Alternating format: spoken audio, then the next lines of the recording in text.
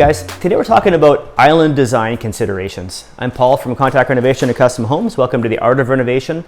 So in this kitchen, the client previously had quite a small island here, and the kitchen, while it's not a small kitchen, it was a little bit cramped just for not having enough space for many people to use the kitchen at the same time. So they wanted an island that would provide more workspace, storage, and seating. So this design is a little bit different. It does integrate some seating in a bit of a unique configuration where it's on one end and tucked in on the back side.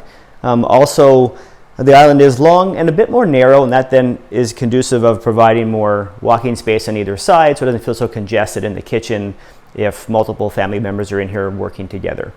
We also have an integrated wine fridge, and then on this side we have some storage and some cupboard storage as well, with drawers and cupboards both. So it's a bit of a unique design, but it really serves the kitchen well. It accomplishes what the client was looking for. So when you're designing your island for your kitchen, be creative about how you design that island and how it can be used. I'm Paul from Contact Renovation and Custom Homes. Thanks for tuning in. Have a great day.